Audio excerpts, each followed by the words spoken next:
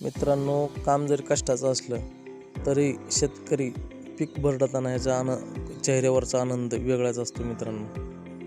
का की 3 महिने पीक सांभाळून त्याचं शेवटी मशीननं भरडून वगैरे त्याचं उत्पन्न बघत असतो आणि तिथून काय नफा किंवा तोटा भेटत असतो.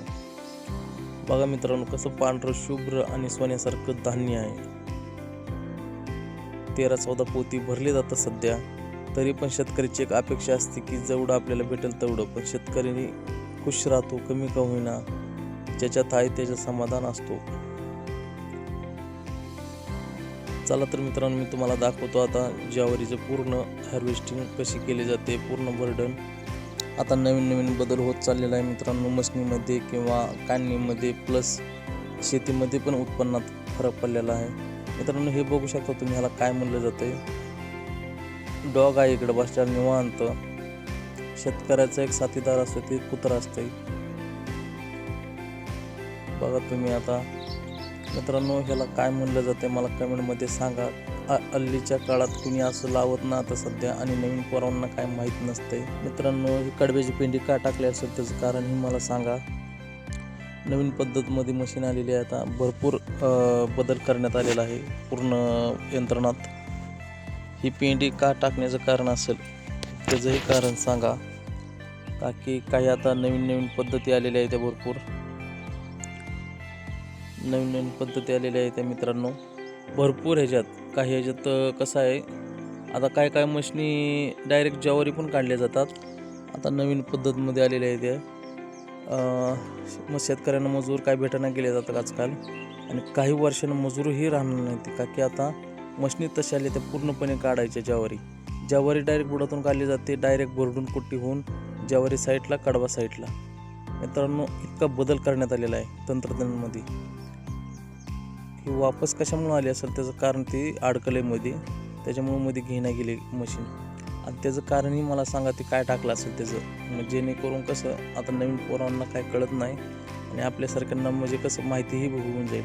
ज्याला माहिती आहे त्यांनी मला सांगा नक्कीच. बघा तर आता पूर्णपणे सोयाबीन पण एक नंबर निघते ह्या मशिनीमध्ये. एक सुद्धा कचरा, कुठलं काय माती वगैरे येत नाही मित्रांनो. आजकाल शेतकऱ्यांनी हे नवीन उपयोग केला पाहिजे.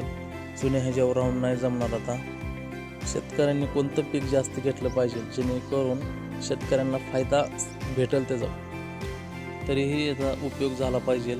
आणि शेतकऱ्यांनी जास्तीत जास्त उत्पन्नाकडे भर दिला पाहिजे. नवीन लावण्याचं, किंवा आंब्याची बाग, किंवा असं म्हणजे चिक्कूची बाग प्लस द्राक्षाची बाग.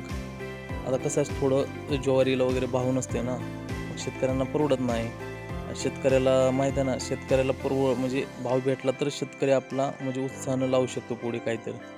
आजकाल ह्या ज्वारीला वगैरे भाव कमी भेटते ना, त्याच्यामुळे शेतकऱ्याला पण म्हणजे कसं थोडं माहिती भेटते, जेणेकरून कोणतं पीक जास्त घेतल्यावर उत्पन्न भेटेल. माळवं पण लावलं तर कधी भाव भेटते, कधी नाही. लकी ड्रॉसारखं लागलेलं जातं आहे, पण शेतकरी पूर्णपणे खचून जातो त्याच्यात. मित्रांनो, पूर्णपणे पेंडीमध्ये गेलेली आहे. ते आमचा मित्र म्हणतोय पेंडी कुठं गेली, ते म्हणते मशनीत गेली. पूर्णपणे मशिनीमध्ये पेंडी टाकलेली आहे. ती महेश शिंदे त्यांची मशीन आहे. नमस्कार सर्वांना. हाय. हे आमचे शेतकरी सर्व. बघा मित्रांनो, आमचं शेत किती भारी दिसतंय. पूर्णपणे ज्वारी काढून घेतलेली आहे. बाबू काय अडकल काय केलं बाळू?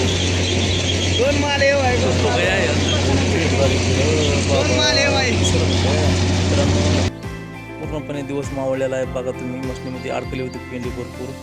लय उशीर गेला मित्रांनो, मशनीमध्ये भरपूर अडकलं होतं काही तर मित्रांनो. नंतर आम्ही बघितलं तर तळवटाखाली काहीतरी साप होता. ते साप बघण्यासाठी आता मित्र जायला लागलाय पुढे. सगळे गेले, म्हणाले घराकडे चला आता.